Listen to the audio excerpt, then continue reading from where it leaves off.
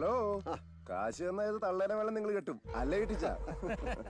അതേടാ ഉസ്മാനെ, ഇജ്ജ് കായ് എന്നാ ജമീല താത്തനെ ഞാൻ കെട്ടിക്കോളാം. അപ്പൊ അനക്ക് അന്തസ്സുള്ള ഒരുത്തനെ ബാപ്പാന്ന് വിളിക്കാല്ല. അയ്യോ, അകത്ത് ഇതിലും വലിയ പ്രശ്നമാണ്. പിന്നെ കാണാം. ആ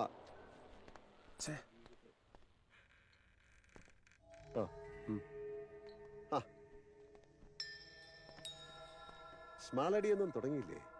സാധാരണ ഇങ്ങനെയുള്ള സീനിലെ മദ്യപാനം പതിവാ, അതുകൊണ്ട് ചോദിച്ച എന്തിനാണാവോ വരാൻ പറഞ്ഞേ? ഞാൻ പറയാം. ഈ കല്യാണത്തിൽ നിന്ന് ഒഴിവാകാൻ നിനക്ക് എത്ര ലക്ഷം രൂപ വേണം? അപ്പൊ വില പേശലാണല്ലേ?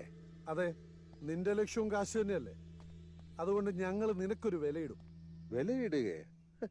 അപ്പൊ GST എല്ലാം കൂടെ എന്തുണ്ടാവും? അല്ല, ഇപ്പോഴത്തെ ഒരു മാർക്കറ്റ് അറിയാൻ വേണ്ടിട്ട് എത്ര കാണും? തർക്കം നിങ്ങളെ ഇടിച്ച ഞങ്ങൾ എന്തിനും തയ്യാറാണ്.